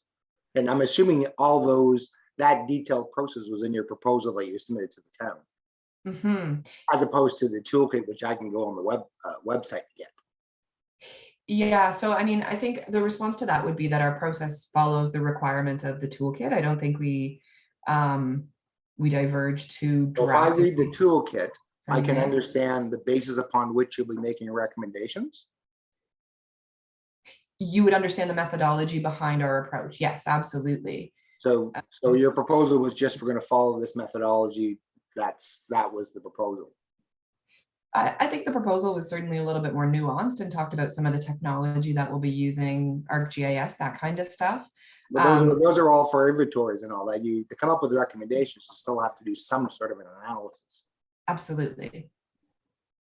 Yeah, and that's my question. Is it possible to get the analysis that you will be undertaking to come up with recommendations so we can fully appreciate the basis upon which your recommendations are? Like, how can you read? I can read a draft report, but if I don't understand what was done or the, you know, if at the draft report stage, I come back and say, well, why didn't you do this, this, and this? Wouldn't you want to have some input into the analysis at the beginning? I can appreciate where you're coming from. I don't think releasing the response to the proposal is necessarily going to get at that, though. We do allow for, so the way that we do the draft report, as I note with the timeline, it will be released in advance of our February meeting, and we're not finalizing the report into April or May. So I think maybe if I'm understanding your question correctly, there is opportunity for public input on, did you consider this? Did you consider this? I don't think that releasing, our response to proposal is going to really. No, my response to that was, I wasn't saying that, but it was saying. Oh, okay, sorry. Well, I was referring to was, you responded by saying, go look at the toolkit, it says what we're gonna do. My response was, well, no, you told the town specifically what you're gonna do. Why can't you release, what type of, I'm hearing the process, I understand that, I see all the pretty pictures and all the diagrams and all of it. But I still don't get a sense of, beyond inventorying with taking pictures and collecting data, what analysis you're going to do to that you digest that analysis, come up with, analyze the stuff to say, okay, we recommend this. That part I don't get an appreciation of. Got it. So you're looking for essentially the criteria against which we're measuring merit. Exactly. That Okay. essentially, yeah, the analysis, and the qualitative portion of the analysis, the quantitative portion analysis that you will rely on to make recommendation. No, I got it. Okay. So that, and you're going to love this answer, that criteria is actually provided in the toolkit. So we use I'm not sure if you're familiar with designation under Part 4. So it's an individual. My property is designated. Okay, so in order to designate a property under Part 4, we use what's called, and I told you I was a bit of a policy nerd, but we use what's called Ontario Regulation 906. So that provides the criteria against which what we call cultural heritage value is measured. So in order to designate a Part 4 property such as yours, it needs to meet one or more of those criteria. Districts function in a similar yet kind of different way. So it's not a set criteria like 906. The toolkit provides a series of considerations that the area must satisfy as a whole. It talks about defensible boundaries and delineation of significance, that kind of stuff. It truly is outlined, that criteria is outlined in the toolkit. It's a little different than 906 because obviously it speaks to historical character of a collection of resources as opposed to, a single property owner having historical or associative value. But I think if you're looking for that criteria against which we will be considering merit, the toolkit's where you want to go. Okay. Hopefully that helps. So yeah, like if you're looking for like a 906 kind of thing, that's where, and it's why we reference this toolkit, because it provides that evaluation criteria that we have to apply consistently across the province. So it does allow obviously for differences in residential, commercial, different eras of places. I mean, we've been involved, members of our team have been involved in districts in oil fields. Like No, I get that, but I just find it odd that you would embark upon a process and not have somewhere, okay, guys, here's all the criteria, here's all the things we have to look at to match that criteria. So you have some sort of flow chart or matrix that you give to the various people on your team to go out and you do this, you do that, and here's the results of all those things. I just find that odd that you don't have that prior to embarking upon this, prior to walking on the street, taking pictures and inventory. That's all. Sorry, Robert, we do. Yeah, so that's the tool. But that's what I asked for. Why can't we get a copy of that framework? You can. Yeah, that's what I'm saying. As opposed to going to the website, can't you just email that? Here's our framework that we're looking at. Yeah, I mean, it's publicly available. I think what we'll probably do is post it on the Let's Talk website. And I mean, if you want a hard copy, it's something now I'm committing to printing on the town's behalf. But I imagine that's something that could be made available. That would be very helpful to understand. Got it. Sorry for the circular conversation, Robert. I hope I helped clarify and appreciate the comment. It's important for the public to understand the process. Absolutely. I look forward to finding that on the website. Great. Thanks. And thanks for jumping in to clarify too. I don't think we have any other hands up. No? Oh, okay. I'm gonna go back to these question and answers, and I promise I will return to the chat. Megan, could I just add? Yeah. I also wanted to just add to Robert's comments there. We are going to be adding those charts to the Let's Talk Grimsby page, but we're also creating a brochure specifically about heritage conservation districts for this very purpose. And we're going to be sharing that with all the property owners. So I just wanted to give him that information as well. And it'll explain that, just as Megan had said. And if you have any further questions from there, we're happy to help you through all that. Thanks, Bianca. Okay. Last question and answer for now, and then we'll come back. And this one is one I can appreciate, and we certainly have encountered in other municipalities for a wide variety of spaces, particularly this pandemic world that we live in. This talks about the comfort format with the webinar to speak or share comments. Can a template or form with the 4 pillar questions be made easily available in multiple formats for the public to email, mail in, not just social media and website, post at public places like the library, YMCA, businesses? I'm going to click the answer live button, and I am going to say absolutely. Please feel free to contact. Now I suppose I do have to say contact me via phone or email. You're welcome to go into the town offices as well, although I don't know your current open status, Bianca, I'm sorry. Nonetheless, absolutely. The form, it'll be posted online, but we will also make copies available. If you just reach out either via phone or email or even going to the town office, we'll make sure some are available. I think the library definitely is a good space to post this kind of information. Typically we go out and put posters up, and we do the library, community centers, that kind of stuff. It's always a little, as we've navigated a number of these through the pandemic, it's become a little bit challenging. The idea of posting at a community center breaks our heart a little bit because so many of them have not been open. But as we continue to hopefully open up, hopefully some of those spaces are available. But yes, get a hold of us any way that you can. Go to the town office. We'll provide that information directly. Okay. I am shutting down that little question and answer. If maybe, Andrew, if you wouldn't mind, could we go back to the contact page just as our background here so everyone can see how to get a hold of us?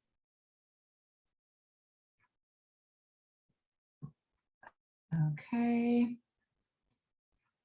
Scrolling down here.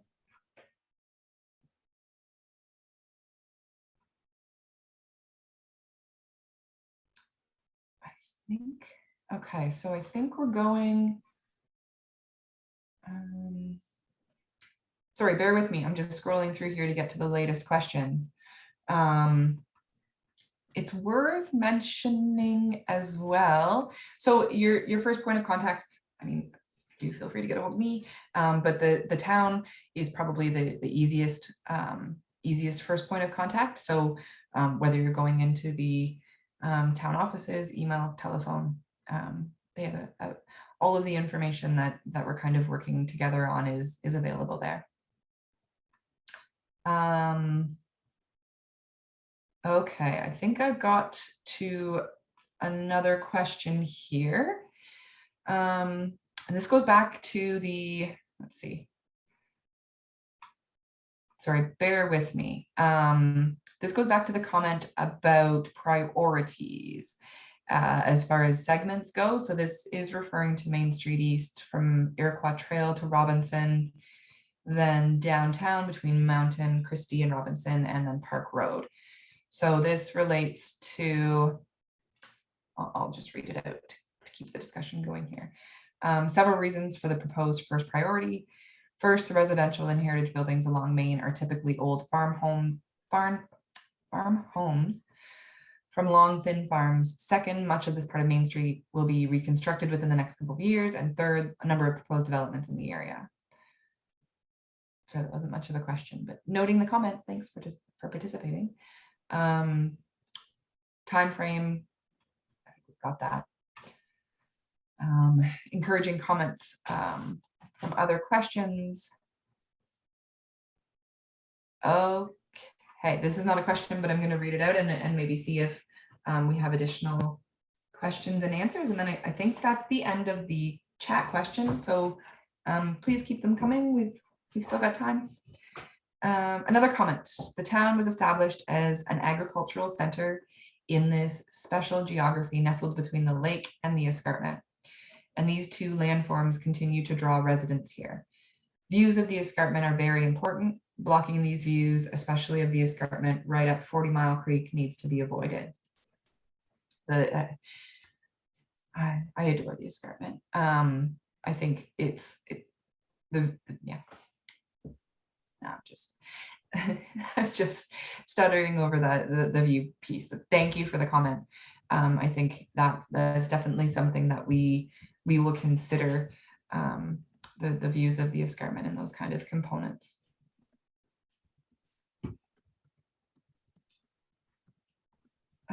Okay, I am going to,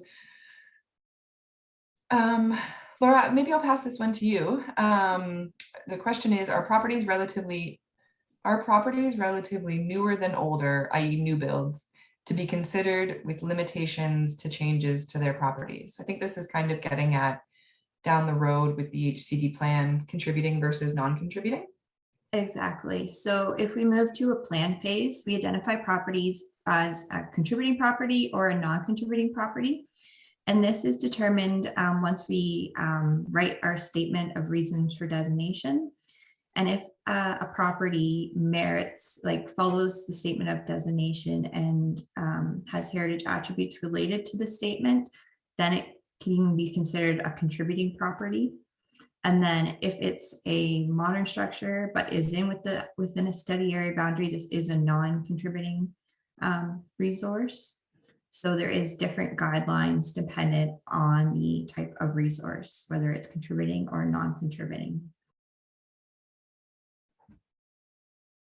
Was there any further question on that, Megan? Sorry.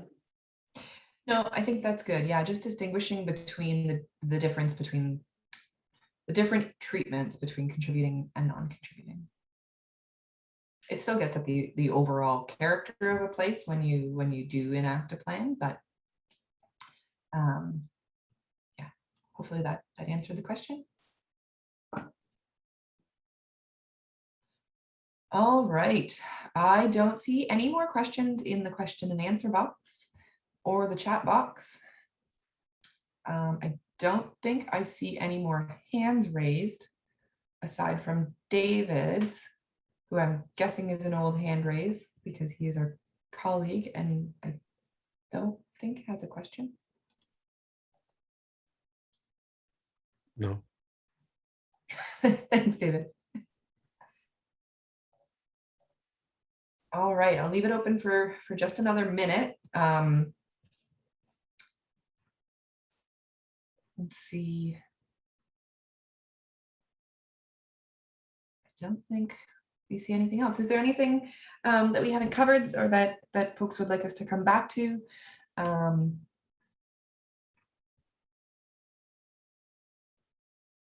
This is always that awkward part in the meeting where you just wait to see if anyone has anything else. Well, I'll take a moment. Oh, sorry, maybe if I could just jump in. I just wanted to encourage everyone to feel comfortable to reach out to myself, the heritage planner, Bianca or Andrew, and we're happy to pass on any questions to the consultant and provide you with any information that you may require. Thank you so much. Thanks, Bianca. And echoing that, just wanted to say a big thank you to everyone for participating. This has certainly been a lively discussion. Hopefully we've encouraged your future participation. Please do keep an eye out for correspondence that relate to next steps and additional involvement. I think this is really started this project off with a lot of participation. So hopefully we can keep that momentum going as we move through the study phase. Thank you for your participation, your attendance, your questions, your comments, your decorum and respect. It's very much appreciated. We're really looking forward to digging down and getting to work on this. Thanks, everyone. Hopefully we can see you in We have one more person. question. Oh. Where'd it go? Just right at the end. Will there actually be surveys or other forms of gathering community input? Yes. So that those will all be made available on the Let's Talk Grimsby site right now, and the website that you can see on your screen right now. Oh, and we have a hand too. Give me a moment before we answer that hand question. They'll be made available online, also through we'll make hard copies available through the town as well. The focus right now on the participation is in the identification. Oh, Frank, I'm so close. Frank's resident cat always joins us to say hello, but they will, the focus right now is on the collection of information pertaining to the specific resources and things that are important, significant to you. So that's the kind of where we're looking for you to channel your energy right now, but really open to any sort of questions, comments, feedback. And now I will go to the hand. Bianca? Thank you, Megan. Hi, Olia. Can you hear me?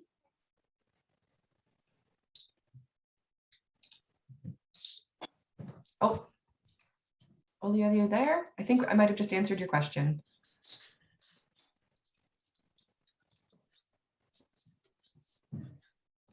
Olia, we can't hear you. I'm not sure if you're trying to talk. She's sorry, not raised. I just typed it instead. Oh, okay, thank you. Thanks.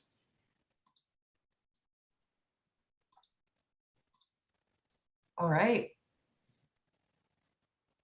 I'm going to check again, just make sure I've got all the Q&As and the chat questions. I think we're good.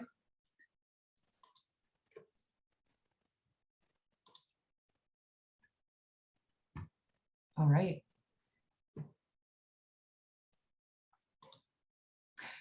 Well, thanks again, everyone. I think we're good. Hopefully, I think I was in the midst of saying we can see you in person next time in February. I'm cautiously optimistic that we can find a space that works for some in-person conversations. So looking forward to that. Please take care. Have a great fall, and we'll see you in the winter. Bye, everyone.